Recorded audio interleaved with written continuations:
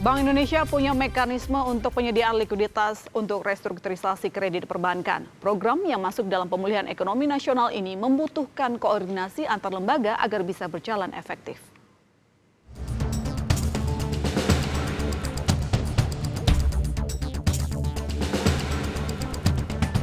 Pemulihan ekonomi nasional merupakan upaya pemerintah dalam memperbaiki perekonomian Indonesia yang melambat akibat pandemi COVID-19.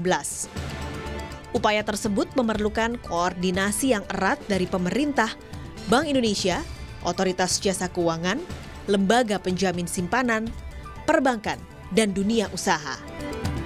Koordinasi tersebut dilakukan sesuai fungsi dan kewenangan masing-masing.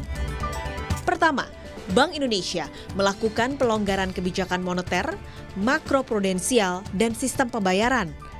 Pemerintah mengeluarkan kebijakan fiskal berupa stimulus pajak dan belanja negara, dan juga tak lupa soal investasi. Otoritas Jasa Keuangan akan melakukan pengawasan mikroprudensial perbankan dan industri keuangan non-bank, termasuk kebijakan restrukturisasi kredit. Lembaga penjamin simpanan menjalankan fungsi penjaminan simpanan. Perbankan melakukan fungsi intermediasi dan jasa keuangan ke sektor real. Sektor real akan menjalankan peran untuk mendorong pertumbuhan ekonomi dan juga menciptakan lapangan kerja. Bank Indonesia tentu saja kewenangannya adalah di bidang kebijakan moneter, kebijakan makroprudensial, dan sistem pembayaran. Sehingga kami mengendalikan inflasi, melakukan stabilitas nilai tukar rupiah, melakukan penurunan suku bunga, menjaga likuiditas, melonggarkan kebijakan makroprudensial, maupun juga menjaga kelancaran sistem pembayaran, SP itu sistem pembayaran, tunai maupun non-tunai. Koordinasi kebijakan pemerintah, Bank Indonesia, OJK, dan LPS untuk pemulihan ekonomi nasional tercermin pada beberapa langkah yang sudah dilakukan. Bank Indonesia telah menginjeksi likuiditas ke perbankan dalam jumlah besar sejak awal 2020 melalui pembelian SBN dari pasar sekunder. Penyediaan likuiditas ke perbankan melalui mekanisme Term Repurchase Agreement atau repo, serta penurunan GWM. Injeksi likuiditas tersebut telah mencapai 583,5 triliun rupiah. Pemerintah memberikan stimulus fiskal dalam bentuk program sosial, insentif industri, dan pemulihan ekonomi yang akan mendorong konsumsi masyarakat, produksi, dan investasi dunia usaha, baik UMKM dan korporasi. Sementara, Otoritas Jasa Keuangan memberikan relaksasi pengaturan mikroprudensial dan kebijakan restrukturisasi kredit perbankan dan IKNB yang akan mempermudah perbankan untuk pembiayaan kepada UMKM dan dunia usaha dalam rangka pemulihan ekonomi.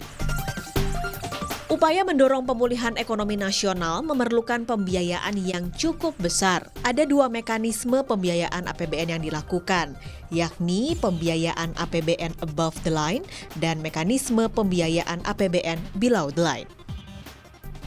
Mekanisme above the line dilakukan Bank Indonesia dengan membeli SBN di pasar perdana untuk pembiayaan umum APBN.